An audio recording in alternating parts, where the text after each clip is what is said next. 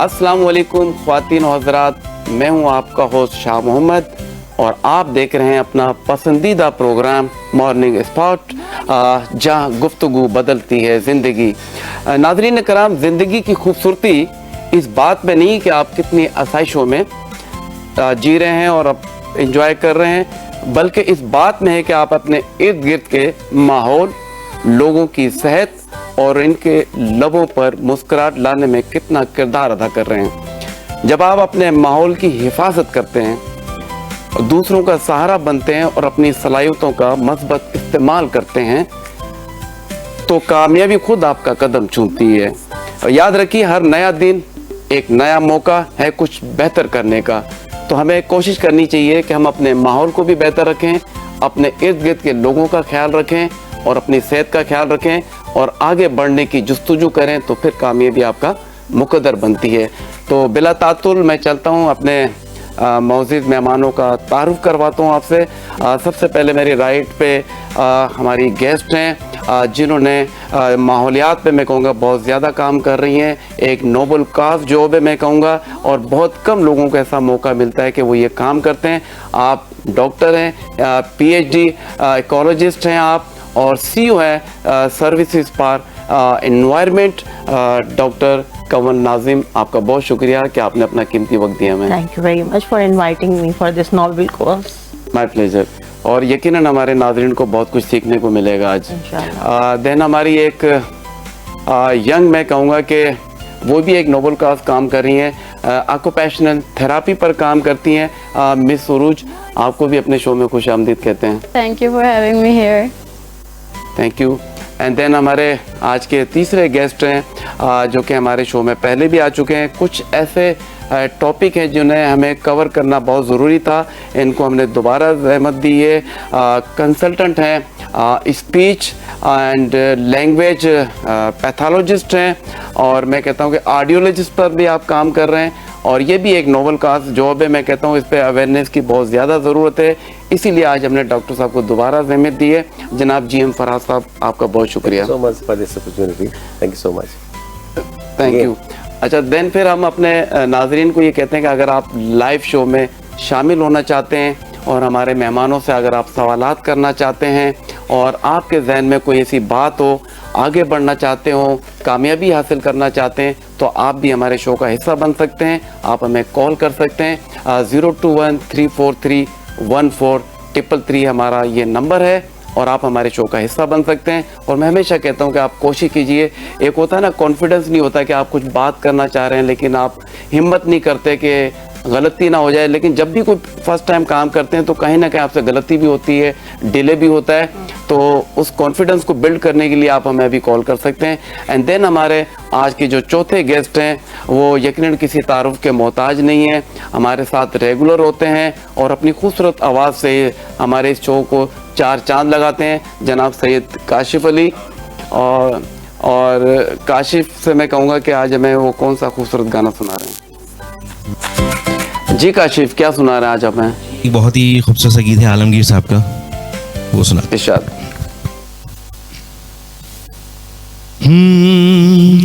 देख क्या रंग कर दिया है, खुशबू का झोंका तेरे संग कर दिया है। देख तेरा रंग कर दिया है, खुशबू का झोंका तेरे संग कर दिया है। देख तेरा क्या ये झोंका तेरे घर का रास्ता बनेगा। अकेले में तुझसे मिला तो कहेगा, मिला कहेगा। देख तेरा क्या रंग कर दिया है, खुशबू का झोंका तेरे संग कर दिया है। देख तेरा तेरे पास यादों का मेला रहेगा, तू लोगों में रहकर अकेला रहेगा। हे लाला तेरे पास यादों का मेला रहेगा, तू लोगों में रहकर अकेला रहेगा, अकेला रहेगा, देख तेरा क्या रंग कर दिया है, खुशबू का झोंका तेरे कर दिया है, देख तेरा क्या। Thank you. बहुत ही खूबसूरत सॉन्ग, थैंक यू काशिफ। चलते हैं अब डॉक्टर कमल नाज़िम की तरफ। पूछना चाहूँगा कि ये नोबल कॉज जॉब करने का आपको कैसे ख्याल आया? लोगों को तो फुर्सत ही नहीं है दूसरे इश्यूज़ पर बात करने के लिए। मैं चाहूँगा कि आपने माशाल्लाह एक नोबल कॉज पे काम कर रही हैं और फिर आप घर भी देखती हैं, तो मैं चाहूँगा थोड़ी सी अपनी जर्नी बताइएगा और ये ख्याल आपको कैसे आया, और उस पर आप मैं चाहूँगा थोड़ा सा अपना। बहुत शुक्रिया शाह साहब कि आपने इस इशू को हाईलाइट किया, वरना नॉर्मली जो है ना एनवायरनमेंट हमारे यहाँ सबसे ज़्यादा नेग्लेक्टेड एरिया है। ख्याल इस तरह से आया कि जब आप किसी फील्ड में आते हैं तो वो पहले शायद आपको अजीब सी लगती है, लेकिन क्योंकि एनवायरनमेंट है ये, तो इसका लिंक आपसे होता है डायरेक्ट। जब आप एनवायरनमेंट में आते हैं तो आपको अपने इर्द, अच्छा एनवायरनमेंट ना लोगों को समझने नहीं आता कि एनवायरनमेंट क्या है। तो एनवायरनमेंट तो हर वो चीज़ है जो आप पे असरअंदाज होती है, आपकी बका के लिए ज़रूरी है। अच्छा, अब हम जब एनवायरनमेंट पे आए, एनवायरनमेंट के टॉपिक पे हमने काम शुरू किया, तो हमने ये देखा कि लोग जो हैं वो सियासत पे बात कर रहे हैं, लोग जो हैं वो डांस पार्टीज और ये सब चीजें हो रही हैं, ब्रांड्स पे बात कर रहे हैं, ब्रांड्स पे बात हो रही है, मतलब हर वो चीज जो एनवायरनमेंट का एक हिस्सा कह सकते हैं उस पर, लेकिन मेन एनवायरनमेंट पे कोई नहीं है। तो हमारे अच्छा, फिर उसके साथ साथ ये होने लगा कि जो आलमी सतह पर वार्निंग्स शुरू हो जाती हैं, वो आप जब एक अच्छे रीडर होते हैं ना तो आपको हर चीज़ की नॉलेज होना शुरू हो जाती है। मैं ये तो नहीं कहूँगी कि शुरू से ही मैं बहुत अच्छी रीडर थी, लेकिन for the passage of time हमने जब चीज़ों को पढ़ना शुरू किया तो हमें ये लगा कि अगर आप सरवाइव करना चाहते हैं इस छोटी सी दुनिया में, तो आपको अपने एनवायरनमेंट को केयर करना है। बस वो एक लम्हा होता है आपकी ज़िंदगी को बदलने के लिए शायद, और वो कोई ख़ास लम्हा था कि जिसने हमें ये सोचने पे मजबूर कर दिया कि आसपास की तमाम चीज़ें जो आप फ्री ऑफ कॉस्ट ले रहे हैं, एक ऑक्सीजन का सिलेंडर अगर आप लेने जाते हैं तो आपको अहमियत का अंदाज़ा होता है कि वो ऑक्सीजन जिस ऑक्सीजन को हम कुछ समझते नहीं हैं और जिसके बगैर हमारी बका मुमकिन नहीं है, हम उसके साथ क्या कर रहे हैं।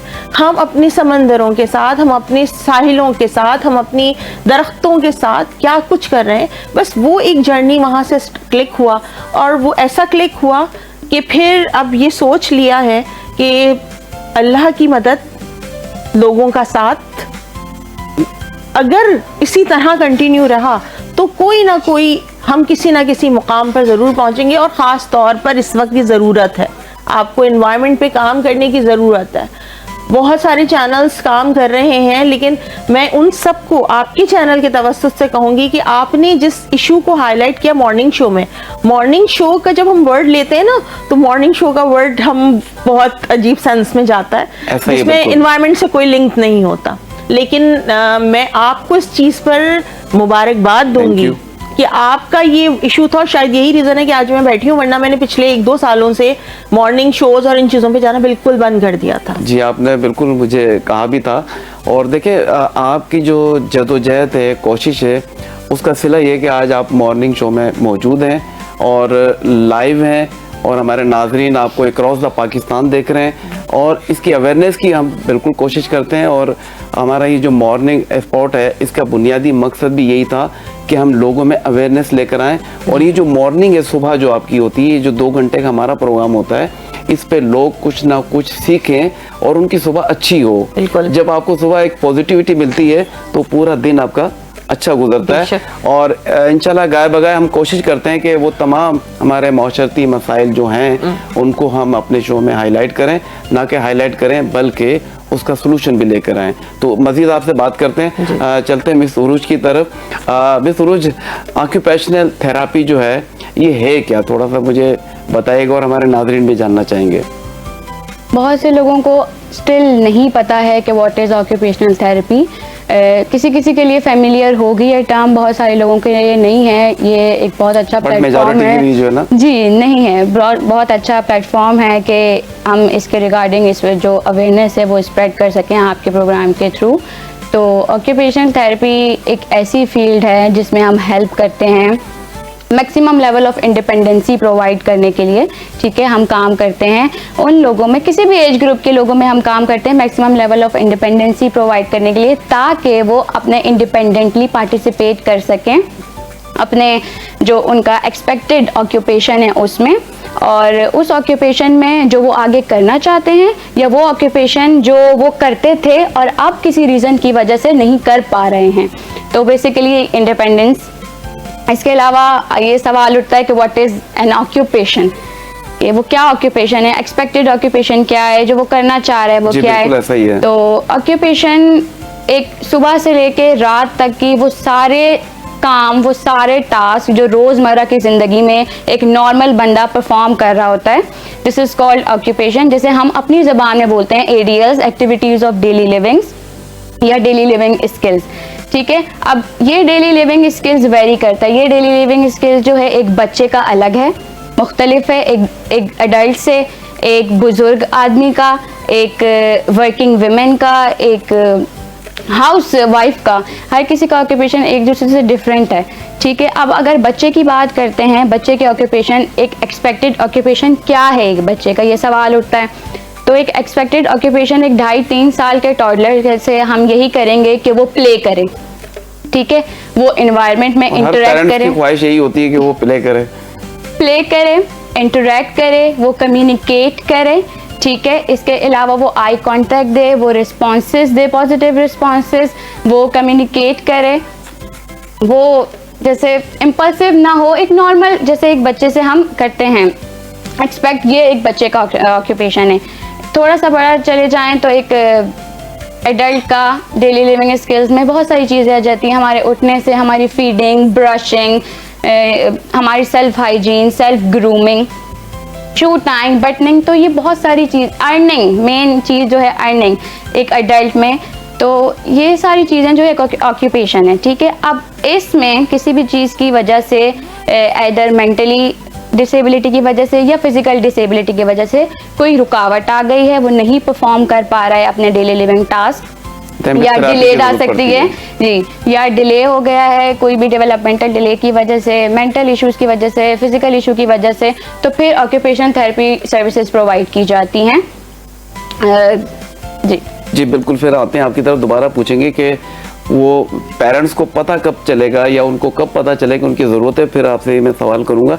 देन चलते GM फराज साहब, आपका बहुत शुक्रिया कि आप हमें रेगुलर टाइम दे रहे हैं। लास्ट हमने बात की थी, काफ़ी ऑटिज़म पर हमने बात की थी, बच्चों की बातचीत पर कि वो हकला कर बात करते हैं, लेकिन मैं चाहूँगा अभी पहला स्ट्रोक जब इंसान को होता है, और स्ट्रोक की भी बहुत सारी किस्म होती है जिस पर हमने बात की थी लास्ट टाइम भी, लेकिन स्ट्रोक के बाद जो प्रॉब्लम्स होते हैं कि लोग खाना नहीं खा सकते और निगल नहीं रहे हैं, राल टपक रही है, तो इसकी किस तरह थेरेपी हो सकती है, या उस पर आप क्या एडवाइस करते हैं लोगों को? अच्छा सर, अगेन आपका बहुत शुक्रिया, आपने इनवाइट किया और इस अच्छे टॉपिक पर, एक ऐसे कॉम्प्लिकेटेड टॉपिक पर बात करने की मुझे दावत दी। Again thank you so much. My pleasure. देखिए, जैसे हमने बात की इस सिलसिले में कि स्ट्रोक क्या है, उसको इंग्लिश में स्ट्रोक कहते हैं आप, लेकिन हम उर्दू में अगर हम जाएं तो डेफिनेटली हम उसको कहेंगे फालिज। फालिज कहते हैं, बिल्कुल। फालिज हो गया, माजूरी, मजीद आप उसको क्लासीफाई करें, माजूरी हो गई।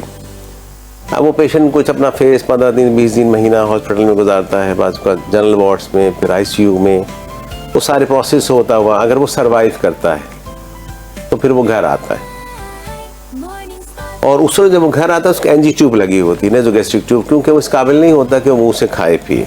वो के सारे केसेस में ऐसा नहीं होता, कुछ TIA होते हैं, ट्रांजिट इसमें अटैक, उसके अंदर जल्दी रिकवरी भी होती है। जी बिल्कुल ऐसा ही है, लेकिन इतना नहीं होता। लेकिन ज़्यादातर जो हमारे MCA है, मेरा सेरेब्रल आर्टरी ब्लीड जो है, उसके अंदर तक कॉम्प्लिकेशन ज़्यादा होती हैं और पेशेंट जो है वो ज़्यादा फ्लैसिड की तरफ चला जाता है।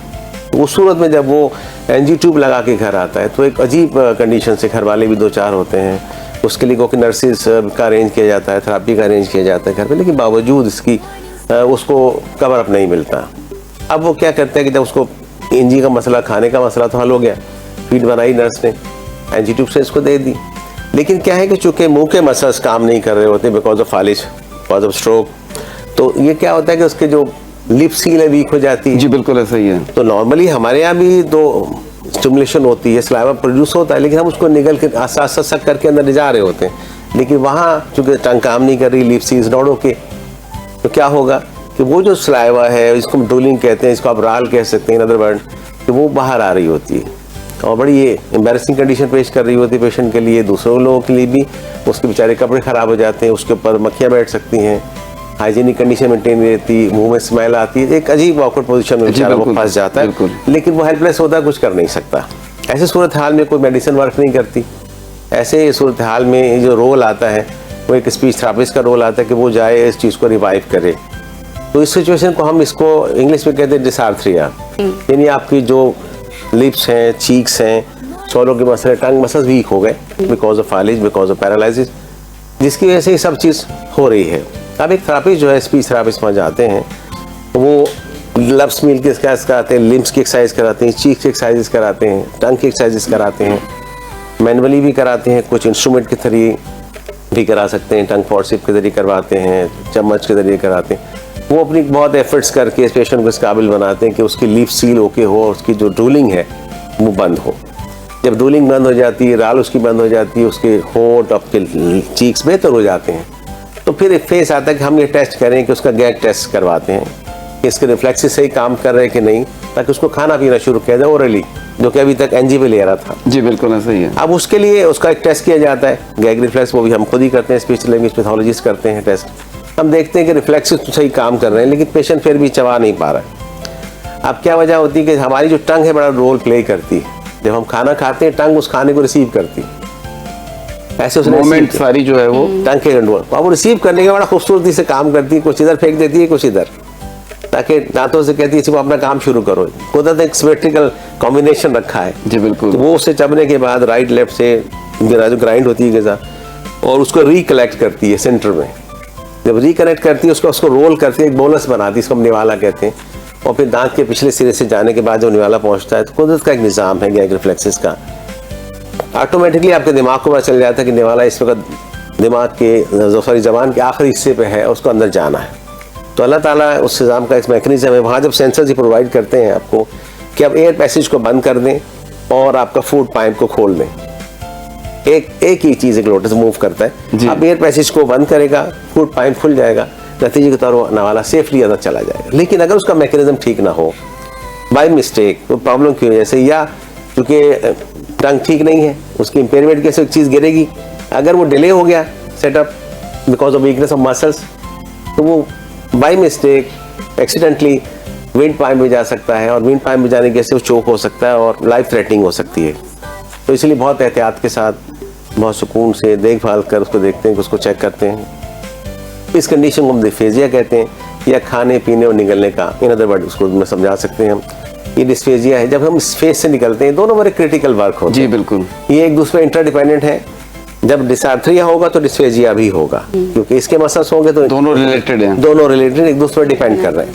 अच्छा, दोनों फेज को, दोनों डिजीज को कवर करना जरूरी होता है, ताकि आप जो पैसेज है खाने पीने का वो ठीक कर सकें। स्पीच थेरेपी और इसकी कोई ड्यूरेशन हो सकती है, डिपेंड के कंडीशन कैसी है, महीना लग सकता है, 2 महीने लग सकते हैं? सर, इस पे इंटरनेशनली ये है कि ऑटोमेटिकली जो इंटरनेशनली प्रूव हुआ, जो आपका स्ट्रोक रिकवरी है, विद इन 90 डेज होनी चाहिए। विद इन 90 डेज को कंप्लीट हो जाना चाहिए, मैक्सिमम रिकवरी आ जानी चाहिए।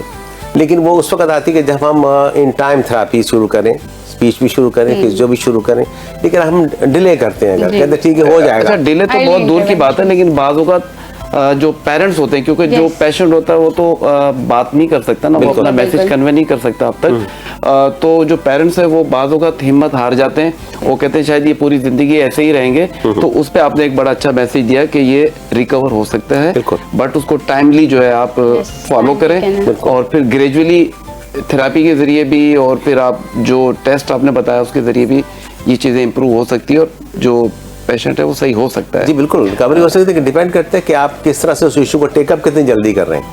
अगर आपने ये इस सोच के साथ डिसेबल हो जाते हैं, आप डिमोरलाइज्ड हो जाते हैं, विल पावर भी काम करती है ना, बहुत बड़ा एक मेजर रोल है। जी बिल्कुल, हम फाइट कर सकते हैं। पाकिस्तान में अच्छी अपॉर्चुनिटीज़ हैं, फ़ायदा उठाया जा हम सकता आते है, हैं रिवाइव दोबारा किया फिर जा सकता है। आपसे बात करेंगे इस Sure, मौजू पर। sure, sir, thank you. चलते हैं डॉक्टर कमल नाज़िम की तरफ। डॉक्टर साहब, माहौलियात पे जब हम बात करते हैं, क्योंकि देखिए अभी पूरी दुनिया में एक बहुत बड़ा अलार्मिंग एक इशू चल रहा है जी। और पूरी दुनिया इस पर काम भी कर रही है, तो पाकिस्तान में मैं समझता हूँ कि बहुत ज़्यादा काम करने की ज़रूरत है। मैं एक रिसर्च देख रहा था कि ग्रेजुअली ये जो टेम्परेचर है हमारा, कभी हम सुनते थे कि 40 डिग्री हो गया है, 42 हो गया है, अब तो 50 भी क्रॉस कर रहा है। बिल्कुल। और कहा यह जा रहा है कि अगर हमने एनवायरनमेंट पर काम नहीं किया तो ये 50 सेंटीग्रेड से भी ऊपर चला जाएगा।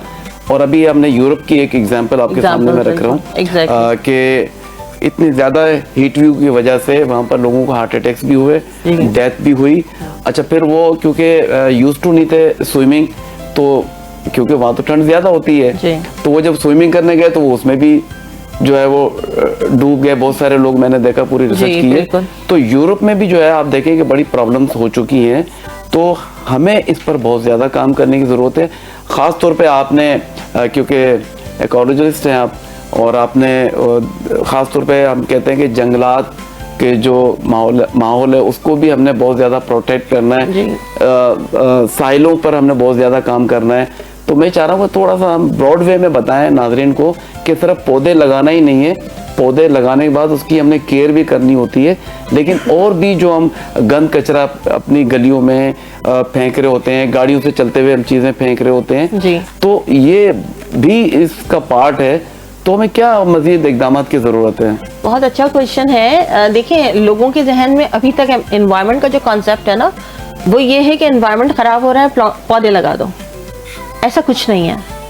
एनवायरनमेंट खराब हो रहा है, सिर्फ उसका हम जो सोल्यूशन है वो प्लांटेशन नहीं है, वो एक साइड सोल्यूशन आप कह सकते हैं, एक पार्ट तो हो सकता है, एक लेकिन पार्ट है। ठीक है, एनवायरनमेंट जो है ना वो आपका खराब होने का बेसिक रीजन ये है कि हम लोगों ने अपनी जो शऊर है, अपना जो दिल है, उन चीज़ों को ना एनवायरनमेंट की तरफ से ख़त्म कर दिया।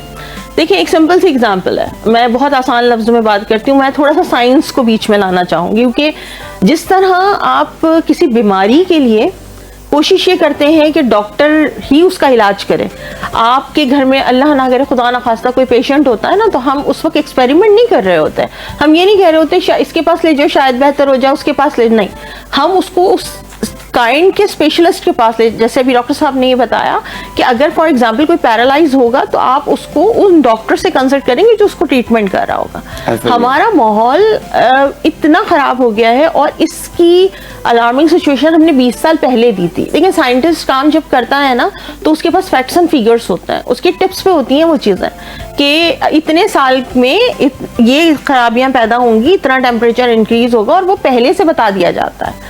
हमारे यहाँ सबसे बड़ी मैं हमेशा ये कहती हूँ कि गवर्नमेंट की सारी रिस्पॉन्सिबिलिटीज नहीं होती हैं, कुछ बीइंग अ सिटीजन हमारी भी रिस्पॉन्सिबिलिटी है। तो हम, और हमारी ज़्यादा है, हम बिल्कुल देखिए, हम लोग ये कहते हैं कि एनवायरनमेंट को ओन करो, मैं कहती हूँ ऐसे बनो कि एनवायरनमेंट आपको ओन करे। आपका एनवायरनमेंट खराब क्यों हो रहा है? आपका एनवायरनमेंट इंडस्ट्रियलाइजेशन और हम कहते हैं अर्बनाइजेशन है। क्या तरक्की के लिए ये दोनों चीजें जरूरी नहीं है? इंडस्ट्रियलाइजेशन भी जरूरी है, अर्बनाइजेशन भी जरूरी है, लेकिन उनको बैलेंस उनका जरूरी है। देखिए, एनवायरनमेंट में बिगाड़ कब पैदा होता है? जब तवाजुन फितरत का खो जाता है। बिल्कुल ऐसा ही है। ठीक है, आप डेवलप्ड कंट्रीज को देखिए, उन्होंने चीजों को बैलेंस में रखा हुआ है, वो उनके पास इंडस्ट्रीज भी हैं। ठीक है, वो उन इंडस्ट्रीज को जब एनवायरनमेंट और इंडस्ट्रीज को मिलाते हैं तो वो दोनों को बैलेंस में लेके चलते हैं। हम क्या कर रहे हैं, हमारा सबसे बड़ा ड्रॉबैक ये है कि हम फितरत के अगेंस्ट काम कर रहे हैं। जैसे फितरत ने हमें कहा कि ये लिमिटेशंस हैं, हमने उस पूरी, जैसे हम समंदर की ही बात करते हैं, हमने उसमें घर बना डाले। अब क्या समंदर अपनी जगह वापस नहीं लेगा? जब वो जगह वापस लेता है तो हम कहते हैं फितरत हमसे बदला ले रही है। फितरत बदला नहीं लेती, फितरत तो अपनी जगह वापस ले रही है आपसे। आपने अगेंस्ट किया। नॉर्दर्न एरियाज में भी हमने देखा आप देख लेना, अभी दरियाओं की जगह पे घर बना, दरियाए रावी की एग्जाम्पल अभी हमारे सामने रिसेंट मौजूद है। ठीक है, तो ये सारी चीजें ना प्लानिंग से होती हैं। हमारी गवर्नमेंट की खराबी कहाँ है? वो ये है कि वो कंसर्न ही नहीं, उनको कोई किसी किस्म की कोई कंसल्टेंसी नहीं लेती। आप साइंटिस्ट से क्यों नहीं मशवरे करते? पूरी दुनिया में जो मुल्क है ना वो मिलकर चलते हैं, साइंटिस्ट को मिला के चलना पड़ता है। जैसे बगैर तशखीस के इलाज मुमकिन नहीं है, इस तरह एनवायरनमेंट में भी जब तक आप उसकी सॉल्यूशंस पे अगर आप आना है तो पहले आप उसको ये ढूंढेंगे उसमें बीमारी क्या हो रही है। बल्कि मैं तो कहूँगा आप डॉक्टर भी साइंस से जो है ना हेल्प लेते हैं। इवन हमारे जितने भी टेस्ट वगैरह होते हैं ये साइंस तो है। और क्या है साइंस? क्या है साइंस का मतलब है मुआयना, ऑब्जर्वेशन। साइंस कोई टिपिकल चीज नहीं है। कोई कहता है, मैं कहती हूँ मैं साइंटिस्ट हूँ, लोग कहते हैं ओहो। अरे ओहो क्या? ओहो मीन ओहो का मतलब नहीं है, मतलब I am a good observer, ये कह सकते हैं। तो हर वो शख्स, हर वो बच्चा, हर वो शख्स जो चाहता है कि वो कुछ ऑब्जर्व करे, वो साइंटिस्ट बन सकता है। बन भी सकता है। नो हाउ कम से कम आप थोड़ी सी मालूमात आपको, कोई मुश्किल नहीं है, कोई मुश्किल चीज नहीं है। तो एनवायरनमेंट जो है ना उसको हमें ठीक और जो आपने भी यूरोप की एग्जांपल दी ना, यूरोप देखें एक डेवलप कंट्री में आता है हमारे पास, फिर भी उसमें खराबियां होंगी। मैं वही कह रहा हूँ कि हमें तो बहुत ज्यादा मेहनत की जरूरत है उसको, क्योंकि उन्होंने भी कुछ चीजें ऐसी थी जिस पे तवज्जो नहीं दी गई। फिर वहाँ एक मेडिटेरेनियन सी का भी एक इफेक्ट आया कि जाहिर है वो भी एक बहुत बड़ा है। फिर हम आजकल पढ़ते हैं एल नीनो है, ला नीनो है, ये इतनी सारी ऐसी टर्म्स हैं जिनसे हमें अपनी आज की न्यू जनरेशन को फायदा पहुंचाना है, उनको अवेयरनेस देनी है। हम रिकॉर्ड्स बनाने के चक्करों में रहते हैं, हम कहते हैं भाई हम इंडिया को बीट कर रहे हैं, हम नहीं। कोई भी कौम उस वक्त अपनी इंफ्रास्ट्रक्चर से नहीं पहचानी जाती। कहते हैं किसी भी जगह को, किसी भी कौम को अगर आपने देखना है तो उसकी ये ना देखें कि आपको उसमें जो है कितना इंफ्रास्ट्रक्चर उसका अच्छा है, बल्कि ये देखें उसकी आबो हवा कैसी है, आप ये देखें उसका पानी कैसा है, आप ये देखें कि वहां पर पोल्यूशन है या नहीं है। इस चीज को हम कहते हैं कि वो डेवलप कंट्रीज हैं। जी बिल्कुल, हमने स्टार्टिंग में ही कहा था कि आप बेहतर जिंदगी वो नहीं कि आपके पास आसाइशें कितनी हैं। No. आपने अपने माहौल को, अपनी सेहत को, इर्द गिर्द के लोगों को, मतलब सब चीजों को साथ लेके चलेंगे तो फिर आपका एनवायरनमेंट बेहतर होगा। तब आपका एनवायरनमेंट बेहतर होगा। हम दोबारा भी आपकी तरफ आएंगे। मिस सुरुज, मैं आपसे लास्ट क्वेश्चन आपके लिए यही था कि ये जो थेरापी है ये हमें कैसे पता चले कि हमें ज़रूरत है? क्या कोई पेन होता है या कोई प्रॉब्लम शुरू होती है? एक नॉर्मल इंसान को भी थेरापी की ज़रूरत हो सकती है ना, तो उस पर मैं चाहूँगा थोड़ा सा काइंडली बताइएगा आप। पेन तो कोई नहीं होता। देखें, ऑक्यूपेशनल थेरेपी की अगर हम बात करते हैं स्पेसिफिकली, तो एक बच्चा जो है वो पैदा होते ही अपनी डेवलपमेंट स्टार्ट कर देता है। ठीक है, एक माँ को पता होता है कि उसका बच्चा नेचुरली जो होती जी है, एक नेचुरल डेवलपमेंट होती है कि 3 मंथ्स में बच्चा गर्दन संभालता है, आगे 6 मंथ्स में जो है बच्चा सिटिंग पे आता है, क्रॉलिंग करता है, सिटिंग में जाता है, फिर 1 ईयर में जो है 1 वर्ड बोलता है, वो विद सपोर्ट चलता है, उसके बाद विदाउट सपोर्ट चला जाता है, फिर वो 2 वर्ड्स की स्पीच पे चला जाता है, वो फीडिंग पे चला जाता है। पहले वो सेमी जो है वो फीड पे था, अब वो पूरे प्रॉपर फीड पे जा रहा है। तो ये सारी एक डेवलपमेंट है, इसमें किसी किस्म का डिले होता है। ठीक है, तो उधर बच्चे को वो अलार्मिंग सिचुएशन है आपकी कि अब जो है बच्चे को थेरेपी की नीड है। बहुत सारी जगहों पे ऐसा होता है कि मदर जो हैं वो अंडरस्टैंड कर जाती हैं कि क्योंकि वो और बच्चे भी देख रही होती हैं, नॉर्मल बच्चे से अपने बच्चे को कंपेयर कर लेती हैं कि मेरा वो वाला बच्चा जो है इस उम्र में गर्दन संभालता था लेकिन ये नहीं संभाल पा रहा है, मेरा वो वाला बच्चा इस उम्र तक बोलना शुरू कर गया था लेकिन ये नहीं बोल पा रहा है। मेरा कुछ लोगों को जो है अभी भी हमारे पास आते हैं तो वो इस कंप्लेन से आते हैं, उन्हें नहीं पता होता तो वो सबसे पहले लेके ही ऑटिस्टिक बच्चे को आते हैं कि स्पीच ही कंप्लेन से कि ये बोलता नहीं है। लेकिन वो बहुत पुराना एक मसला चलता हुआ है जिसमें वो आई कांटेक्ट नहीं कर रहा है, जिसमें वो रिस्पॉन्ड नहीं कर रहा है, वो अपने उस वर्ल्ड में ही गुम है, वो रिस्पॉन्स नहीं कर रहा, वो हाइपर एक्टिव है। उसके बाद जाके एक स्पीच जो है वो टच होती है, लेकिन दे डोंट नो क्योंकि अवेयरनेस नहीं है। वो इसलिए आते हैं कि हमारे बच्चा बोलता नहीं है तो स्पीच थेरेपी के पास चले जाए। तो फिर हम और साइकेट्रिस्ट या साइकोलॉजिस्ट उनकी पूरी काउंसलिंग करते हैं कि स्पीच थेरेपी पे तो बच्चा जाएगा, लेकिन उससे पहले ऑक्यूपेशनल थेरेपी की नीड है ताकि वो अपने डेवलपमेंटल माइलस्टोन जो हैं वो अचीव कर सके और जो फर्दर डिलेज हैं वो ना हो सके, वो बहुत जल्दी ओवरकम कर जाए। एक बच्चा इतना सिटिंग टॉलरेंस उसकी होगी, वो इतना फोकस होगा कि वो स्पीच थेरेपी के जो सेशंस है वो अटेंड कर सके, तो फिर वो ऑक्यूपेशनल थेरेपी से होता हुआ स्पीच थेरेपिस्ट के पास जाता है। जी, आपने बड़ा डिटेल में बताया। और मज़ीद भी आपसे बात करेंगे। अभी हमारे पास टाइम है, वक्त है।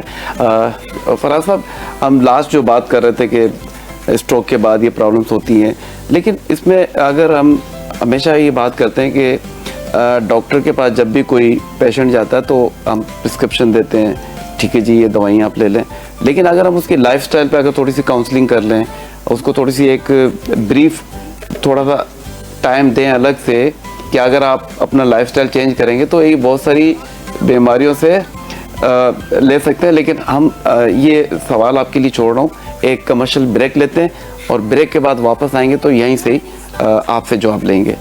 तो कहीं मत जाइएगा, हमारे साथ रहिएगा, छोटा सा एक ब्रेक लेते हैं।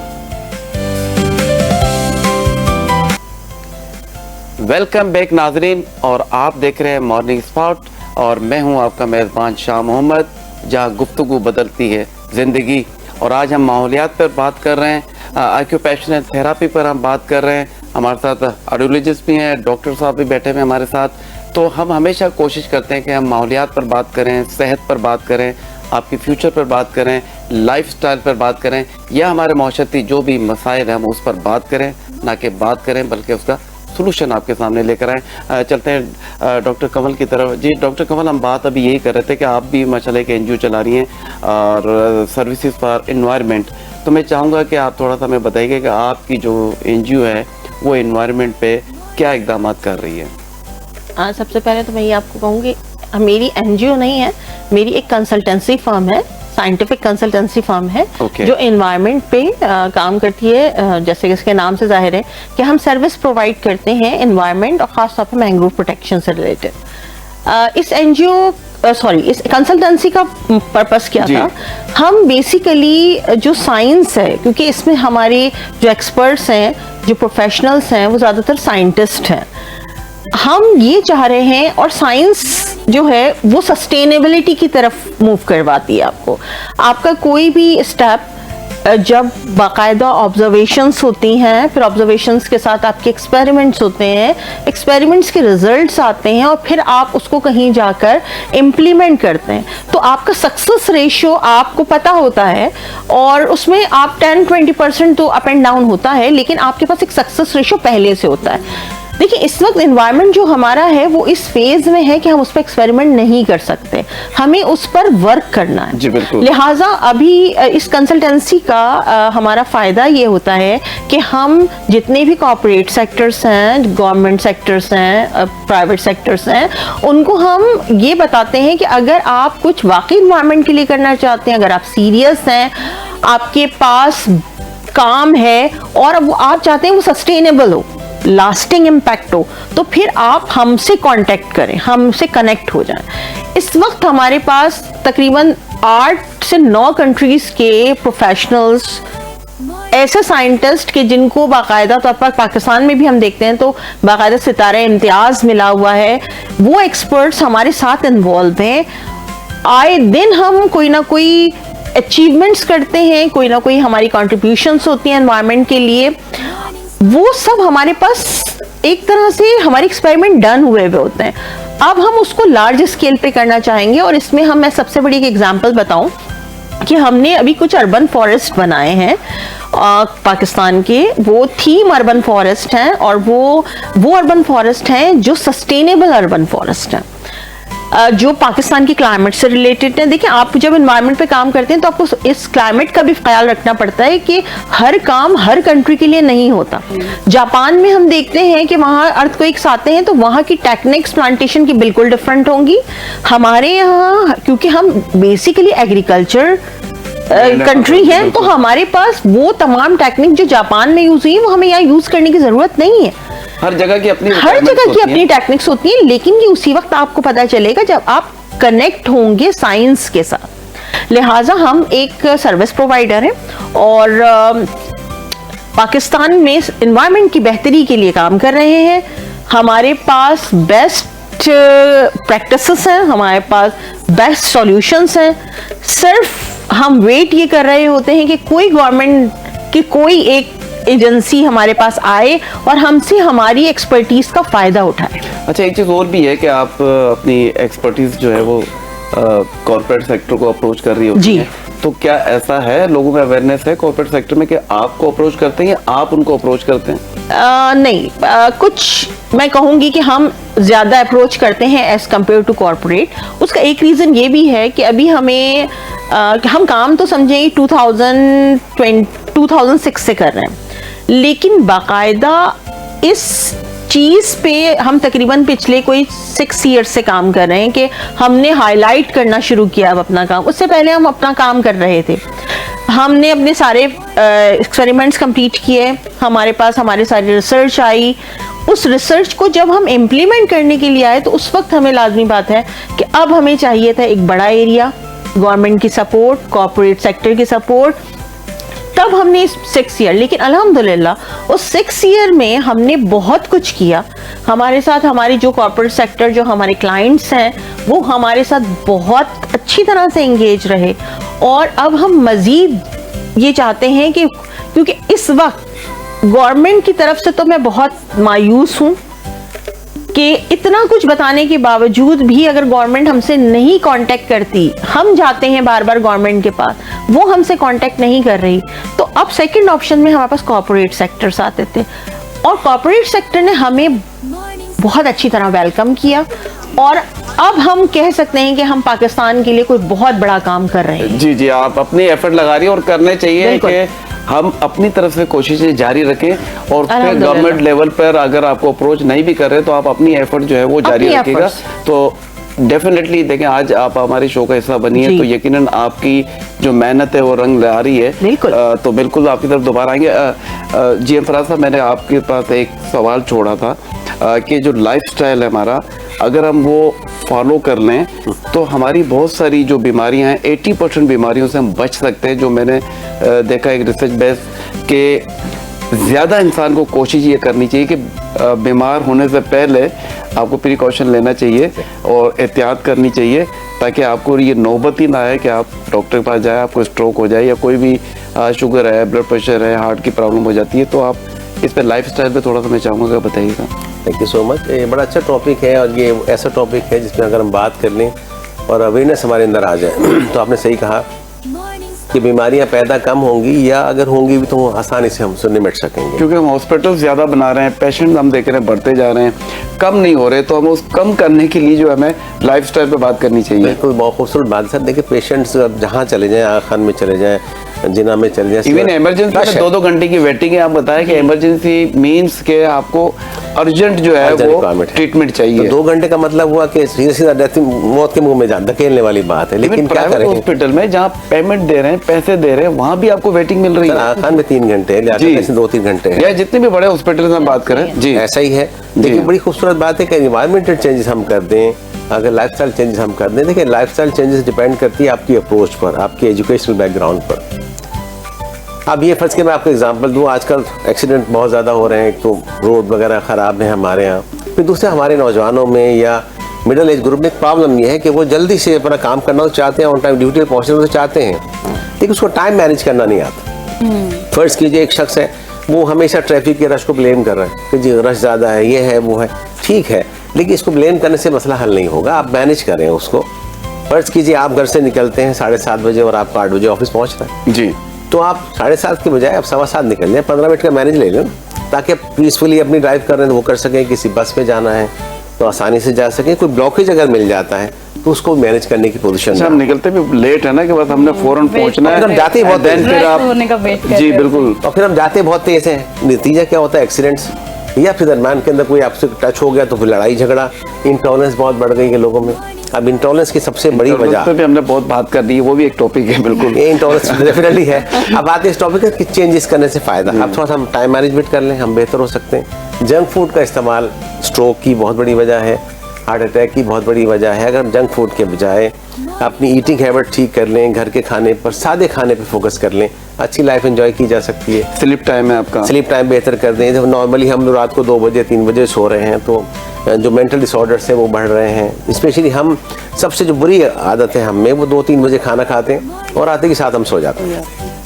ये बहुत बुरी बात है। और अर्ली वेकअप जो है वो भी बिल्कुल, early to bed early to rise वाला हमने मामला वो है। सुबह की तो धूप देखना ही छोड़ दी है। बिल्कुल, जो हमें देखनी चाहिए, जिससे हमें विटामिन डी और बहुत सारी आपको अगर हम टैबलेट से खा रहे हैं, इंजेक्शन पी रहे हैं विटामिन डी के लिए, लेकिन हम अपनी हैबिट चेंज करने को तैयार नहीं है। और उसकी वजूहत ये है कि हमें अवेयरनेस नहीं है, और कुछ को अवेयरनेस नहीं तो बेचारे वो कर नहीं पा रहे। तो वजह देखिए, फर्ज किया मुझे अगर अवेयरनेस है, मैं एग्जाम्पल दूँ अपने हिसाब से, तो मैं अगर उठना चाहता हूँ जल्दी, तो मैं इसलिए नहीं उठ सकता कि मैं डबल ड्यूटी करता हूँ in order to manage this situation, क्योंकि महंगाई बढ़ गई। तो मैं रात को अगर 12 बजे आता हूँ तो मैं 2 बजे खाना खा के 4 बजे सोता हूँ, डेफिनेटली मैं 6 बजे तो नहीं उठूंगा। तो यहाँ गवर्नमेंट को भी थोड़ा सा सोचना चाहिए कि लोगों के लिए ऐसी वर्किंग सिटिंग्स बनाए, ऐसी अपॉर्चुनिटीज़ दे कि वो मुनासिब वक्त में ज़्यादा अच्छी अर्निंग कर सकें और खुशहाल हों, और उनकी लाइफस्टाइल में उनका मेंटल स्टेटस बेहतर हो, उनका इकोनॉमिक स्टेटस बेहतर हो। ये उस सूरत होगा जब गवर्नमेंट इनिशिएटिव ले। अच्छा, गवर्नमेंट के साथ साथ हमारा जो मीडिया है, मैं समझता हूँ उसका भी बड़ा रोल है कि वो इस तरह के प्रोग्राम लेकर आए और लोगों को अवेयरनेस दें। देखिए, मैं समझता हूँ कि अवेयरनेस की ज़्यादा कमी है, क्योंकि अक्सर लोगों को नहीं पता, अच्छा ऐसा भी हो सकता है, अच्छा ऐसे भी हम बीमारी से बच सकते हैं। तो वो ये जो प्रोग्राम है, इससे कहीं ना कहीं हम लोगों को अवेयरनेस तो दे रहे हैं। ऐसा बहुत अच्छी बात आपने कही। डेफिनेटली आपका जो रोल है बड़ा की रोल है। ये आपका जो प्रोग्राम माशाल्लाह ऑन ईयर जा रहा है, बड़ी अच्छी आपने बात की। लोग जानेंगे कि यार अगर थोड़ा सा हम लाइफस्टाइल में चेंजेस कर लें तो हम अपनी ज़िंदगी को बेहतर बना सकते हैं, बीमारियों से बच सकते हैं, अच्छी लाइफ एंजॉय कर सकते हैं। ट्रैफिक पे बार बार ब्लेम करने के बजाय टाइम मैनेजमेंट मसले का हल पेश करती है।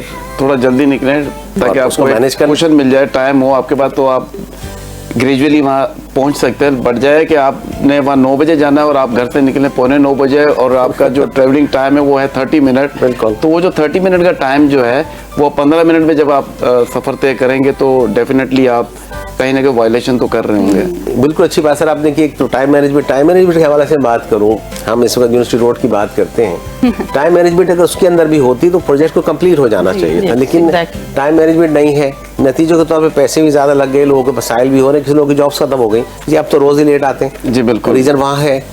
तो टाइम मैनेजमेंट तो ज़िंदगी के हर शोबे में काउंट करती है। आप हम मुसलमान है, नमाज को देख लीजिए, फजर, जोहर, असर, मगरिब, इशा है। कितने टाइम इस्लाम कहता है टाइमिंग से, जोहर के मगरिब के बाद खाना खाइए, इशा के बाद सो जाइए आप। तो आपके जो हेल्थ के हैजर्ड्स हैं, ब्लोटिंग है, एसिडिटी के इश्यूज वैसे ही रिजॉल्व हो जाएंगे। जी बिल्कुल, बड़ी अच्छी आपने बात कही कि अगर हम नमाज की टाइमिंग को फॉलो कर लें तो आपको लाइफस्टाइल का पता चल जाएगा कि आपने किस तरह अपने जो है लाइफस्टाइल को चेंज करना है। कुदरत ने पहले ही आपको बताया कि भाई ये तरीका कार है, है और आपने उसको फॉलो करना है। मगरिब के बाद हम खाना खा लें सर, मगरिब के 1.5 घंटे बाद इशा होती। अच्छा, साइंस भी इस पर एक बात कहती है कि सुबह जब सूरज निकल रहा हो तो आप खाना शुरू कर लें, और जब सूरज गुरूब हो जाए उससे पहले आप फिर जो है वो खाना पीना बंद कर दें, तो आपकी 99% जो डिजीज है वो खत्म हो सकती है। अगर ये हम प्रिकॉशन ले लें तो बहुत अच्छा होगा। देन हम चलते हैं मिस सुरूज की तरफ। मिस सुरूज, ये जो अक्सर हम देखते हैं कि ये जो मेंटल हेल्थ के इश्यूज आते हैं, यहाँ लोग फॉलो नहीं करते हैं डॉक्टर को। मतलब अगर आपके पेट में दर्द है तो आप डॉक्टर के पास जा रहे हैं, हार्ट का प्रॉब्लम हो गया आप डॉक्टर के पास जा रहे हैं, इवन आपको ब्लड प्रेशर है, शुगर है, व्हाटएवर जो भी हो रहा है तो आप जा रहे होते हैं। लेकिन जब मेंटल हेल्थ की बात आती है, ऑटिज्म की बात आती है या ऑक्यूपेशनल थेरेपी की बात आती है तो लोग आपको अप्रोच ही नहीं करते हैं। बहुत कम लोग ऐसे होते हैं जो बहुत ज़्यादा डिले कर आते हैं, तो उसका भी कोई नेगेटिव इम्पैक्ट होता है? देखिए, सबसे पहले तो ये होता है कि फैमिली जो है वो सबसे पहले तो अवेयरनेस नहीं है, ठीक है, सबसे पहला रीज़न ये हो गया।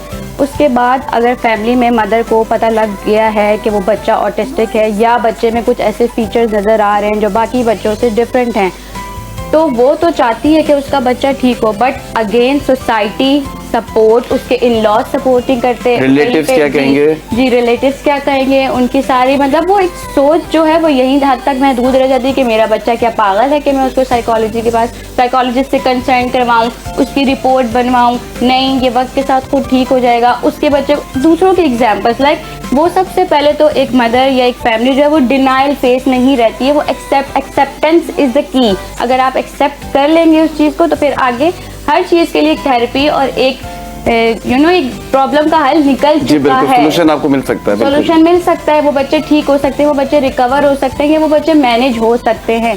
लेकिन वो लाते ही इतना देर कर देते, अवेयरनेस की वजह से, सोसाइटल थॉट्स की वजह से, अगेन इन्वायरमेंट आ जाता है, इन्वायरमेंट में लोग आ जाते हैं तो वो लोगों के डर की वजह से एक्चुअली फैमिली क्या कहेगी, तो वो नहीं लेके आते हैं बच्चे को। ये एक बहुत बड़ा अलमिया मैं कहूँगा कि हमारे यहाँ सोसाइटी के अंदर है, और हम एक बच्चे का फ्यूचर खराब कर रहे होते हैं। तो लोगों की बातों से डरने की बजाय आप अपने बच्चे की हेल्थ की तरफ जाए कि इसका फ्यूचर आपने बेहतर करना है। अगर ये अवेयरनेस लोगों में आ जाए तो फिर लोग उसकी परवाह नहीं करेंगे कि लोग क्या कहेंगे क्या नहीं कहेंगे। आपको जो अच्छा लग रहा है वो करना चाहिए मेरे ख्याल से। मैं एक और चीज़ ऐड करूँगी कि जैसे पेरेंट्स हैं तो उन्हें, जैसे अब हम खुद भी वर्किंग वुमेन हैं, बट बच्चे को टाइम चाहिए। एक्सेसिव स्क्रीन टाइम की वजह से वो बच्चे में इतनी इम्पल्सिविटी, इतनी एग्रेशन, इतनी हाइपर एक्टिविटी आ गई है।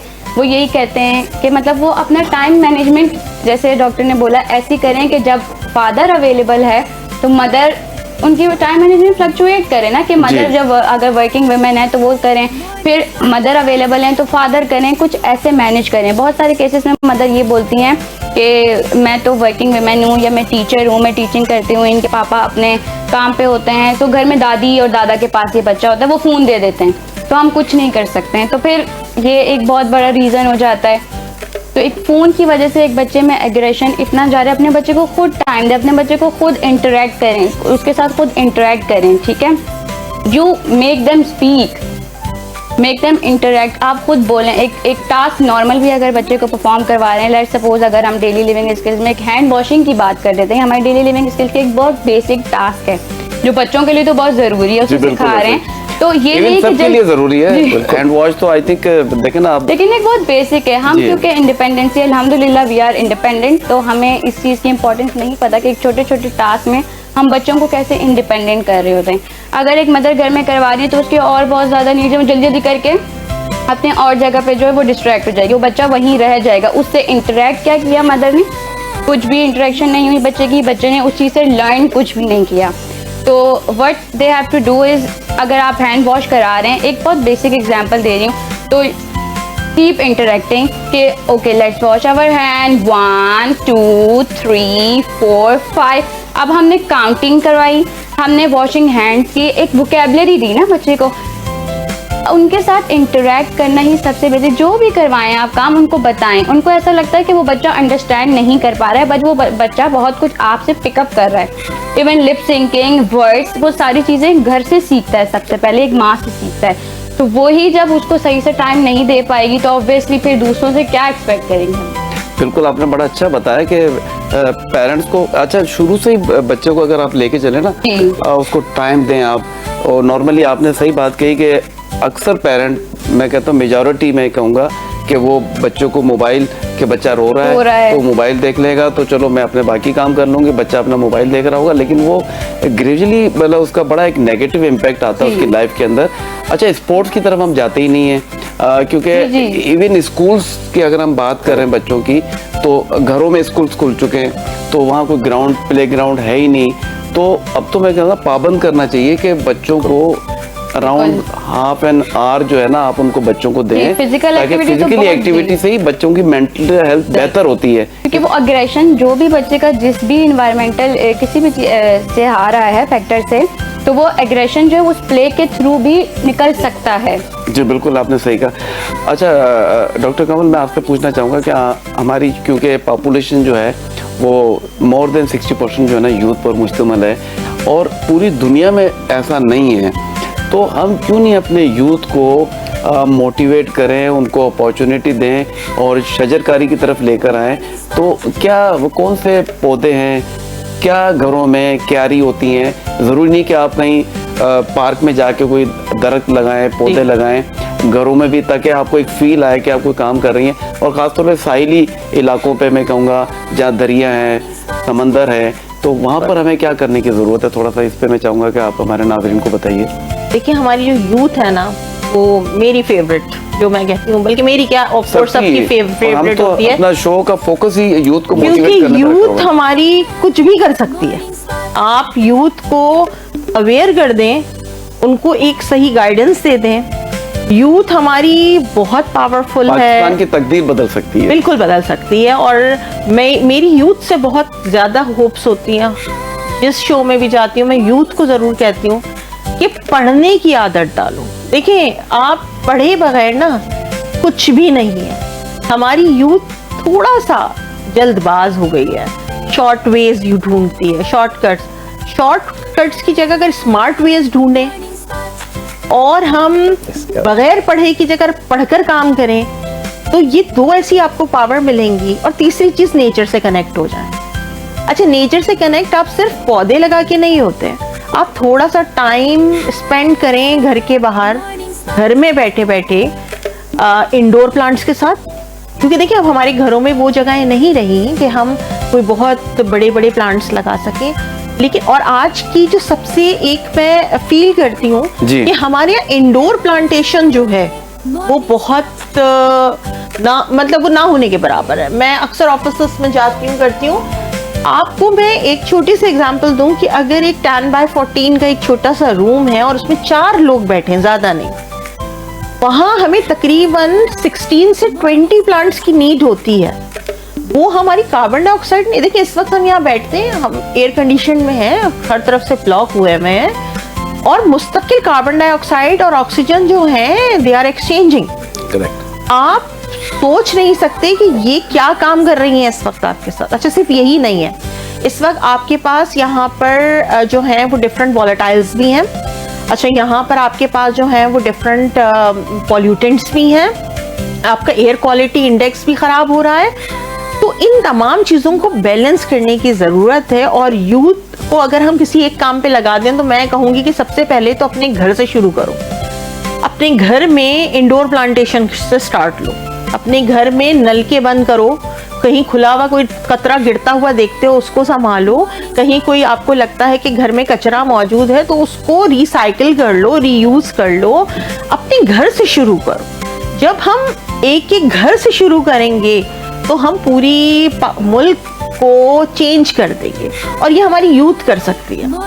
यूथ हमारी पावरफुल है, यूथ हमारी समझदार है, बस पढ़ने की आदत थोड़ी सी कम है उनके अंदर, जल्दबाज ज्यादा है वो। तो अपनी ये जो 2 चीजें हैं इनको चेंज कर लो बस। मेरा सिर्फ एक छोटा सा मैसेज यही है कि पढ़ो, समझो और नेचर से कनेक्ट हो जाओ। जी, नेचर से करीब होने का मुझे अभी रिसेंटली मौका मिला, क्योंकि अभी मैं पाकिस्तान ट्रिप पे गया हुआ था, स्कर्दू और हुंजा। तो हम लोग वो एक लेक है ऊपर, सोक लेक गए वहाँ पर, फिर एक मनठोका वाटरफॉल है, हम वहाँ गए। तो नेचर से जब करीब हो तो यकीन करें ऐसा लग रहा था कि हम कोई 10-20 साल पीछे आ गए वापस। एग्जैक्टली। तो इतना फीलिंग और आपका स्ट्रेस और एंजाइटी इतनी आपकी कम हो जाती है। बिल्कुल। और तो चले आप वहाँ नहीं जा रहे, जैसे कि आपने कहा कि आप घर से शुरू करें, या आपके घर के करीब कोई पार्क वगैरह हैं तो ग्राउंड्स हैं, वहाँ जाएं, वहाँ मेहनत करें। और यूथ जिस तरीके से जाते हैं ना कि स्पोर्ट्स के लिए क्रिकेट टीम बनाते हैं, खेलते हैं, तो थोड़ा सा इस पर भी काम कर लें। तो वहाँ अपने इर्द गिर्द घरों के पास ग्राउंड्स में, पार्क में पौधे वगैरह लगाएं, शजरकारी करें, तो बहुत कुछ अच्छा हो सकता है। और इंशाल्लाह आई होप के अगर हमें कोई 1% भी फॉलो कर लेगा तो आज के जो हमारे शो का मकसद है वो पूरा हो जाता है। ऐसे ही है ना? बिल्कुल ऐसा। तो जी फराज साहब जी, बात हो रही है माहौलियात पे भी, और हम भी इसका एक हिस्सा हैं। कहते हैं ना कि जो आपको एक फ्री में ऑक्सीजन मिल रही होती है, उसकी नेमत, और जब आप हॉस्पिटल में जाते हैं, जब वेंटिलेटर पे लोग होते हैं, तो फिर आपको उस नेमत का पता चलता है कि आप एक नेमत का भी शुक्रिया अदा नहीं कर सकते अल्लाह ताला का। तो मैं चाहूँगा थोड़ा सा इस पे भी हम बात करें कि क्या कहेंगे आप कि हमें माहौलियात पे काम करना चाहिए? जी बिल्कुल, बहुत अच्छा सा, बड़ी अच्छी बात है कि डॉक्टर साहब ने इस पे बहुत डिटेल से हमें समझाया और अच्छा लगा जान के कि देखिए एक अच्छा एनवायरनमेंट जो है वो, आप मुझे कह रहे थे कि मैं एनवायरनमेंट पे भी बात बिल्कुल मैं चाहता हूँ कि इसमें बात हो, और मैडम ने इसी में उन्हीं को कंटिन्यू करूँ उनकी बातों से। तो उन्होंने कहा कि डेवलपमेंट से ज़्यादा हमें फोकस इस बात पे करना चाहिए कि एनवायरनमेंट हमारी बेहतर हो। पानी से डिजीज़ हो जाएगी बाद में, आप कंटामिनेशन वाटर पिएंगे, कंटामिनेटेड, आप बीमार होंगे, लीवर का प्रॉब्लम होगा। आप ट्रांसप्लांट सेंटर बना दिया, लेकिन मैं समझता हूँ ट्रांसप्लांट सेंटर्स के मुकाबले में अगर आप इन्वायरमेंट पे काम करें, पीने का साफ पानी मुहैया कर दें, इन्वायरमेंट को साफ कर दें, तो आपकी सोच बेहतर आएगी, एक मोटिवेशन लेवल आपका बेहतर होगा, आप सुकून से ज़िंदगी गुजार सकेंगे। आपको पता होगा कि देखिए अगर आपकी इन्वायरमेंट अच्छी, उसके अंदर ऑक्सीजन की मिकदार अच्छी, तो आपकी सोच अच्छी आएगी, स्लीप आपकी बेहतर होगी, सुकून से आप अपना काम कर सकेंगे, मोटिवेटेड होंगे। देखिए जिस हम इन्वायरमेंट हम जाते हैं वहाँ कोई सुकून नहीं है, कोई इधर शोर है, एयर भी पोल्यूटेड है, और आपकी नॉइज़ पोल्यूशन भी बहुत है, तो आपके अंदर अच्छे ख्यालात नहीं आते, उसकी वजूहत आप सो नहीं सकते, आप सही से नहीं सोएंगे तो डेफिनेटली आपका जो ब्रेन स्ट्रक्चर है कहीं ना कहीं प्रॉब्लम इश्यूज तो आएंगे ना। बिल्कुल आएंगे सर। और आपका मैं एक बार अगेन आपका शुक्रिया करूंगा कि आपने एनवायरनमेंट ना सिर्फ बात की बल्कि एक्सपर्ट्स को बुलाया था कि हम उसको ज़्यादा बेहतर काम कर सकें। डेफिनेटली एनवायरनमेंट पे अभी तक तवज्जो नहीं दी गई पाकिस्तान में, देना चाहिए, इस पे काम करना चाहिए। हमें अपने कंसर्न जो साइंटिस्ट हैं, इकोलॉजिस्ट हैं, उन पर बात करनी चाहिए, क्योंकि ये वो लोग हैं जिन्होंने एनवायरनमेंट पर काम किया है, काम करने की सलाहियत रखते हैं, इनके पास एक्सपर्ट्स हैं, तो यकीनन उनको यूटिलाइज करें ताकि एनवायरनमेंट बेहतर हो, हमारा स्ट्रक्चर बेहतर हो, लोग का मेंटल स्टेटस बेहतर हो और हमारा मोटिवेशन लेवल है इस पर डिपेंड करता है। अच्छा, मैं बात कर रहा था स्पीच थेरेपी की बात कर रहा था, तो स्पीच थेरेपी पे तो कहाँ पेरेंट्स को जो है आप समझते हैं कि उनको एडवाइस करें कि अगर एक ड्यूरेशन है, टाइम है, फॉर एग्जाम्पल एक बच्चा है एक पैदाइश से लेकर 3 साल तक, उसके बाद अगर कहीं प्रॉब्लम आती तो तब डॉक्टर के पास आना चाहिए, वो 1 साल में भी 2 साल में भी मतलब उसको आइडेंटिफाई कर सकते हैं बच्चों को? देखिए यहाँ हम उसको कहते हैं red flag. Red flag means कि वो लम्हा जिस पे हमें बच्चे पे गौर करना चाहिए। बस के 6 माह का बच्चा एक वर्ड भी प्रोड्यूस नहीं कर रहा है, तो इंग्लिश में कहते हैं मामा पापा से समथिंग बात कर रहा है, वो अगर नहीं कर रहा आप उसको नोटिस रखें। अगर 1 साल का बच्चा हो गया है, एक वर्ड भी प्रोड्यूस नहीं कर रहा है, तो रेड फ्लैग है। और बजाय बोलने के वो जेस्चर से काम ले रहा है, आँखों से या इशारे से, इसका मतलब ये रेड फ्लैग है। पेशेंट जो है उसकी डेवलपमेंटल डिले है कहीं ना कहीं। जैसे इन्होंने मुझसे रोज बड़ी अच्छी बात कही कि हमें ये देखना है कि उसका डेवलपमेंटल जो डिले है उसके पीछे सारे कॉन्सिक्वेंसेस क्या हैं। अगर हम उसको आइडेंटिफाई कर लें फर्स्ट ईयर में या सेकेंड ईयर का बच्चा जो है 2 साल का बच्चा हुआ और वो 2 साल के बच्चे को एटलीस्ट 2 लफ्ज़ का एक सेंटेंस या 2 एक फ्रेज बोलना चाहिए, मुझे दो, मैं खाऊंगा समथिंग, या मुझे दो, खाना है। अगर वो नहीं प्रोड्यूस कर रहा 2 साल, तो 3 साल तो बहुत दूर की बात है। पहले 2 सालों में हमें अटेंशन लेना चाहिए। लेकिन अगर फर्स्ट एग्जांपल 3 साल हो गए और बच्चे ने 1 लाख से प्रोड्यूस नहीं किया, तो फिर तो एकदम बहुत ज़्यादा ज़रूरत हो गई इस बात की। और ये मिथ हमारे यहाँ जो है ना, किसी बच्चा जो 5 साल का बोला था, मेरा भी बोला था, मेरी दादा भी ऐसे बोले थे, तो ये गलत मिथ है। इस पर हमें नोटिस करना चाहिए। ये कहकर, ये सोच कर हम बच्चे के लिए बुरा कर रहे हैं, बच्चे की ज़िंदगी को हम एक अजीब फ्रस्ट्रेशन की तरफ ले जा रहे हैं। हमें उस मिथ से निकलना पड़ेगा। बिल्कुल, अर्ली सोच, early intervention is the best approach. जितनी जल्दी इंटरवेंशन होगी, डायग्नोज होगा, उस पर काम शुरू होगा, हम बेहतर हो सकते हैं और ज़िंदगी अच्छी बना सकते हैं अपनी भी और अपने बच्चों की। लेकिन अगर फ़र्ज़ कीजिए आप ऐसा नहीं करते तो ना सिर्फ बच्चे की ज़िंदगी तो आप ख़राब करेंगे, आपकी ज़िंदगी मुश्किल होगी, क्योंकि बाद में उसकी जो ट्रीटमेंट होगी वो ज़्यादा मुश्किल होगी, क्योंकि कॉम्प्लिकेशंस ऐड हो जाएंगी और फिर आप भी मेंटली तौर पर डिस्टर्ब हो सकते हैं ना। बिल्कुल हो सकते हैं, मेंटली होंगे। और मैं लोगों से रिक्वेस्ट करूँगा इस चैनल के तवज्जो से कि लोगों को खेलने के लिए उनको फिजिकल टाइम दें, अपनी मोहब्बत दें, शफकत दें, उनको टाइम दें। दादा दादी के पास बच्चों का रहना बुरी चीज़ नहीं है, लेकिन दादा दादी से इंस्ट्रक्ट करें, उनसे रिक्वेस्ट करें कि आप इनको अपना प्राइम टाइम दें, इनको मोबाइल ना थमाएं हाथों में, क्योंकि मोबाइल देने से डोपामीन ब्रेन के अंदर बढ़ जाता है, केमिकल है, न्यूरोट्रांसमीटर है, जिसके बढ़ने की वजह से आपकी अटेंशन, परसेप्शन, मोटिवेशन सारी की सारी रिवर्स हो जाती है। जी, आपने बड़ी अच्छी बात की कि बच्चों को टाइम देना चाहिए, और सिर्फ बच्चों को नहीं बल्कि जब आप बड़े होते हैं और आपके पेरेंट्स आपके साथ होते हैं तो फिर अपने पेरेंट्स को भी टाइम देना चाहिए। एग्जैक्टली सर, ये बहुत खूबसूरत बात है कि उस वक्त हमारे जो पेरेंट्स हैं, बचपन में हम उनकी तवज्जो के मकरूज होते हैं और वो उस वक्त जो पेरेंट्स हैं वो हमारी तवज्जो और अटेंशन चाह रहे होते हैं। इसमें इबादत भी है और एक खूबसूरती भी है कि हमें उनको पे बैक करना चाहिए।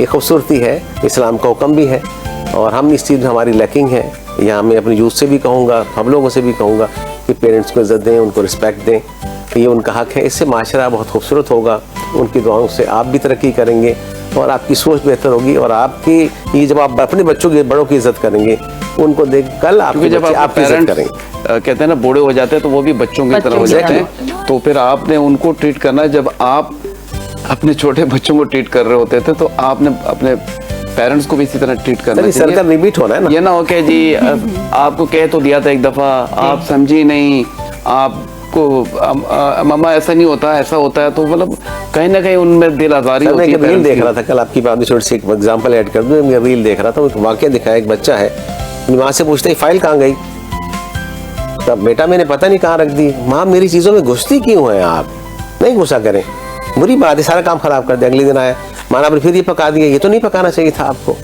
बच्चा गुस्सा करता है, माँ खामोश होकर चली जाती है। एकदम वो सो रही होती है और उसके एक बुक, एक डायरी जो उसने रखी होती है अपने उस सीने पर रखी होती है, बच्चा उठा के फीलिंग को पढ़ता है, तो उसमें लिखा होता है उससे कि जी अब डॉक्टर ने कहा है कि मैं डिमेंशिया की वजह से मेरी याददाश्त कमज़ोर हो रही है, मैं बहुत सारी चीज़ें भूल जाती हूँ, इसकी फ़ाइल वहाँ रखी है, इस बच्चे को ये देना था, आज मुझसे कोई गलती नहीं हुई, आज मेरा बेटा मुझसे खुश है।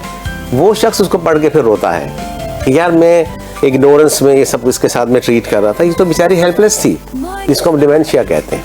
ये with the passage of time 60 साल या 70 साल की उम्र में आता है। वहाँ हमें गुस्सा नहीं करना, हमें हमदर्दी का मुजाहरा करना है, हमें शफकत का मुजाहरा करना है। और मैं ये कहूँगा कि पेरेंट्स का तो आप किसी सूरत कर्ज उतार ही नहीं सकते। डेफिनेटली मुमकिन नहीं। जो टाइम पेरेंट्स जब आप पैदा होते हैं, जब आप अपनी नींदें खराब करती हैं रात को, और तो मैं समझता हूँ कि उसका तो आप नेमत बदल दे ही नहीं सकते। आप कोशिश कर सकते हैं लेकिन अब कर्ज नहीं उतार सकते। तो बहुत अच्छी आपने बात कही मिस सुरुज, क्योंकि टाइम बड़ा महदूद होता है हमारे पास और बड़ी अच्छी गुफ्तगू हो रही थी, दिल चाहता है कि मजीद आपसे गुफ्तगू की जाए लेकिन टाइम हमारा महदूद है। तो मैं चाहूँगा लास्ट में आज का शो और हमारे नाजरीन को कोई मैसेज देना चाहें। मैसेज मैं एक इम्पॉर्टेंटली ये देना चाहूँगी पेरेंट्स के लिए भी कि अपने बच्चे में कोई भी ऐसी चीज़ या ऐसा साइन देखें जो रेड फ्लैग आपको लगे, जो बाकी बच्चों से डिफरेंट हो, तो ज़रूर मेंटल हेल्थ या साइकोलॉजिस्ट या थेरेपिस्ट की तरफ जाएं। ऐसा नहीं है कि आपका बच्चा ठीक नहीं हो सकता है, आप जाके एटलीस्ट रुजू तो करें ना। इसके अलावा भी कि एक और चीज़ बहुत ज़्यादा चल रही है कि सोशल मीडिया पे वीडियोस देख के जो पेरेंट्स हैं, एक नया मसला है कि खुद से ही वो चीज़ ना इम्प्लीमेंट घर में करने लग जाते हैं बिना किसी से शेयर किए या बिना प्रोफेशनल से। जी तो देखिए सोशल मीडिया पर हर चीज़ अच्छी नहीं हो सकती ना जी, मतलब बिल्कुल फेक न्यूज़ भी होती है, तो आपको उसको फिर स्क्रूटनी करना जरूरी होती है। एक फेक न्यूज़ तो नहीं, एक बहुत अच्छी चीज़ है, जिनको नहीं पता वो उनके लिए बहुत एक अच्छी गाइडेंस है, बट स्टिल आपका बच्चा अलग है, आपके बच्चे का लेवल ऑफ जो भी ट्रीटमेंट चल रहा है, हर किसी का बच्चे का ट्रीटमेंट प्लान डिफरेंट होता है, वेरी करता है। क्या पता वो थेरेपिस्ट आपको फेसबुक पे, इंस्टा पे कहीं भी रील देख के अपने बच्चे पे परफॉर्म कर रहे हैं, वो जो बता रही हो वो उस बच्चे के बिहेवियर्स डिफरेंट हो सकते हैं, उस बच्चे का सेंसरी जो इश्यूज हैं वो डिफरेंट हो सकते हैं, उसका ट्रीटमेंट प्लान उन्होंने डिफरेंट तरीके से मॉडिफाई किया होता है और आपका जो बच्चा है वो डिफरेंट है। ऐसे ये होता है कि वो बच्चे के केस और वर्स हो जाता है। तो प्लीज़ कंसर्न करें आप लोग प्रोफेशनल से, ऑक्यूपेशनल थेरेपिस्ट से, साइकोलॉजिस्ट से, अपने बच्चे को प्रॉपर असेस करवाएं और फिर ताकि वो अर्ली इंटरवेंशन में ट्रीटमेंट प्लान स्टार्ट करें और ताकि आपके बच्चे का मुस्तकबिल जो है वो बेहतर हो सके, रोशन हो सके और ताकि इन फ्यूचर जो है उसे कोई प्रॉब्लम ना हो। तो ये हमारा फ़र्ज़ है कि हम अपने बच्चे पे तवज्जो दें और किसी की परवाह ना करें कि आपके रिलेटिव्स क्या कहेंगे, आपके नेबर्स आपको क्या कहेंगे, लेकिन आपने अपने बच्चे का जो है वो मुस्तकबिल देखना है, ना कि किसी और का। तो आई थिंक आपने बड़ी अच्छी बात की, इसमें हमें तवज्जो देने की ज़रूरत है और बड़ी अच्छी अवेयरनेस हमने दी, आज कोशिश की है। जी डॉक्टर कमल क्या कहेंगे आप? मैं चाहूँगा थोड़ा सा आप भी माहौल के हवाले से अगेन। जी बिल्कुल, आप मैसेज जो देना चाहें। माहौल के हवाले से मैसेज ये है कि इन्वायरमेंट जो है वो कोई खिलौना नहीं है, ये हमारी बका है और अपनी बका से खेलते नहीं हैं, उसको समझते हैं, उसको ठीक करते हैं।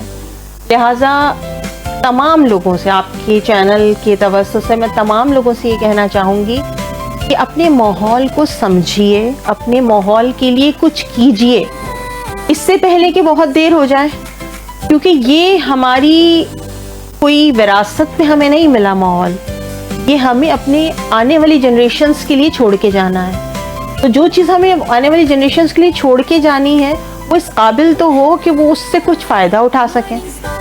बस इसी बात के साथ मैं अपनी बात यहाँ एंड करूँगी कि बहुत मुश्किल होता है ख़राब हुई हुई चीज़ को ओन करना, लेकिन हमारी ये मजबूरी भी है और हमारा ये फ़र्ज़ भी है, हमारी जिम्मेदारी भी है कि हमने जो कुछ अपने एनवायरनमेंट को दिया जी, जो कुछ हमने इसकी तबाहकारियों के लिए किया, अब हमें उसको ठीक करना है। टाइम लगेगा लेकिन ज़रूर हम अपने मकसद में कामयाब होंगे अगर हम दिल के साथ ये काम करेंगे, लोगों को मिला के, लोगों की और एक्सपर्ट्स की राय के साथ। तो अल्लाह ताला हमारा हामी और नासिर, और इंशाअल्लाह ताला हम अपने पाकिस्तान के लिए जिस जज्बा रखते हैं, वैसे भी 14 अगस्त आने वाली है, तो एक ये रिक्वेस्ट भी है कि ये जो बाजे और ये जो और चीज़ें हैं इनको भूल जाइए, सिर्फ माहौल को याद रखिए, माहौल दोस्त बनिए, साइंस से जुड़िए। Thank you. जी, आपने बड़ा अच्छा मैसेज दिया कि साइंस को समझने की ज़रूरत है, उससे जुड़ने की ज़रूरत है, तो फिर हम बहुत कुछ इस मुल्क के लिए कर सकते हैं, अपने लिए कर सकते हैं, अपनी सोसाइटी के लिए कर सकते हैं। और बड़ा अच्छा मैसेज दिया आपने। देन जी फराज साहब, मैं ये चाहूँगा कि आप भी थोड़ा सा ब्रीफली लास्ट में कोई मैसेज देना चाहें। जी ज़रूर, इंशाल्लाह आपके दोस्तों से मैं ये मैसेज दूंगा। अव्वल तो ओवरऑल तो मैं ये कहूँगा मैसेज ये है कि कोई भी मेंटल डिसऑर्डर हो या फिज़िकल डिसऑर्डर हो, आप इसको ईजी ना लें, आप उसको देखें, उस पर गौर करें और कोशिश करें कि जितनी जल्द मुमकिन हो सके एक्सपर्ट से रब्ता करें, उनसे मिलें, उनसे अपॉइंटमेंट लें, ताकि उसको पूरी तरह रेक्टिफाई किया जा सके। उस पर लाइन ऑफ एक्शन मुरतब करते हुए थेरेपी प्लान बनाया जाए या उस पर ट्रीटमेंट प्लान बनाया जाए, इलाज की तरफ तवज्जो हो। सेकंड ये है कि अगर आप बीमारी से बचना चाहते हैं, अच्छी लाइफ एंजॉय करना चाहते हैं, तो लाइफ स्टाइल चेंजेस को अपनाएं। एक अप्रोच है जो आपको मोटिवेट करती है, जो आपको ज़िंदगी के बारे में मुख्तलिफ डाइवर्जेंस पे मुख्तलिफ अंदाज में सोचने के काबिल बनाती है। देखिए, अगर मैं अच्छा मोटिवेशन मेरा लेवल होगा तो मैं इस काबिल होगा ज़िंदगी को अच्छा प्लान करूँ, तो डिप्रेशन मेरे करीब नहीं आएगी, तो मेरे पास डाइवर्जेंस होंगी, मैं सोच सकता हूँ। जो गोरे कहते हैं what you think you are, जो आप सोचते हैं वो आप हैं। अगर मेरी सोच जो है वो साफ सुथरी होगी, पॉजिटिव है और बड़ी कंस्ट्रक्टिव है, पेनिट्रेटेड सोच है, मतलब अकॉर्डिंग टू द टॉपिक अगर मैं सोचता हूँ, अच्छा सोचता हूँ और उसको इम्प्लीमेंट करने की सलाहियत भी रखता हूँ और कोशिश भी करता हूँ, तो यकीनन हम अच्छे मंजिल हासिल कर सकते हैं। बीमारी को ईजी ना लें, उनको तवज्जो से देखें। इन्वायरमेंटल चेंजेस वो चेंजेस हैं जो मामला को बेहतर कर सकती हैं और तुम्हें गौर करनी चाहिए। इन्वायरमेंट सिर्फ वो चीज़ नहीं होती कि हमने दर्द लगा दिया, ये सब चीज़। इन्वायरमेंट वो भी है जो हमारी सोच को बेहतर करती है। हर वो चीज़ जिस पर हम डिपेंड करते हैं वो इन्वायरमेंट है। आपकी वर्किंग इन्वायरमेंट बेहतर होनी चाहिए, आपकी होम इन्वायरमेंट बेहतर होनी चाहिए और आपकी मेंटल इन्वायरमेंट आपके ख्यालात से बेहतर होती है। आपने बड़ा अच्छा मैसेज दिया। डॉक्टर अपना GM फराज साहब, आपका बहुत शुक्रिया कि आज आपने हमें अपना कीमती वक्त दिया दोबारा। सुरूज, आपका बहुत शुक्रिया कि आपने अपना वक्त दिया। डॉक्टर कमल, आपका बहुत शुक्रिया। और हमने कोशिश पूरी की है कि हम आज के इस शो का अगर समअप करें तो हर शख्स दुनिया को बदलना चाहता है, बेहतर करना चाहता है, लेकिन अपने आप को बदलना नहीं चाहता है। तो हमने आज ये कमिटमेंट करनी है अपने आप से कि हमने अपने आप को बदलना है, एक मस्बत सोच अपने अंदर लेकर आनी है। हमने इर्द गिर्द के माहौल को बहुत अच्छा रखना है, अपनी सेहत को बहुत अच्छा रखना है और अपने इर्द गिर्द के लोगों का अगर हम बहुत ज़्यादा अच्छा ख्याल रखेंगे तो ऑटोमेटिकली उसका सिला अल्लाह ताला आपको अच्छा देता है, कामयाबी देता है, आप आगे बढ़ते हैं। और रोज़ कुछ ना कुछ सीखने की कोशिश करें, कुछ नया सीखें, कुछ नया करें, कुछ अच्छा करें। जब ये चीज़ें आप करेंगी तो सिर्फ आप ही तरक्की नहीं करेंगे, आपकी सोसाइटी तरक्की करेगी, आपका मुल्क तरक्की करेगा, बल्कि एक दुनिया में एक पॉजिटिव मैसेज आएगा। मुझे दीजिएगा इजाज़त। मैं हूँ आपका होस्ट शाह मोहम्मद। रही ज़िंदगी तो कल सुबह फिर आपसे 10 से 12 बजे मुलाकात होगी, नए मेहमानों के साथ, नए अंदाज, नए टॉपिक के साथ। और चलते हैं काशिफ की तरफ और पूछते हैं कि आप हमें आज क्या सुना रहे हो और आज के शो के बारे में चाहूँगा थोड़ा सा आपका फीडबैक। माशाल्लाह, मैडम की जो बातें थी मौलियात पे, उस पे ही मैं कुछ लिख रहा था बैठ के, तो मैंने उस पे कंपोजिशन करी है। और क्या बात है, खूबसूरत सा देन एंड देयर, क्या रिजल्ट आया है। देखिए ना, ये आउटपुट है। ये खोल दिया।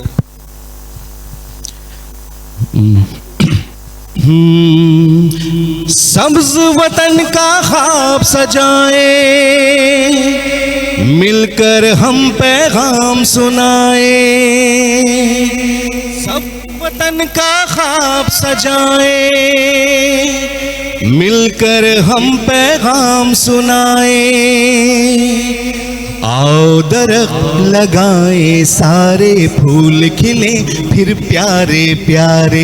आओ दरख्त लगाए, सारे फूल खिले फिर प्यारे प्यारे। साफ हवा हो, साफ फिजाएं, नदी झीलें गीत सुनाए। साफ हवा हो, साफ फिजाएं, नदी झीलें गीत सुनाए।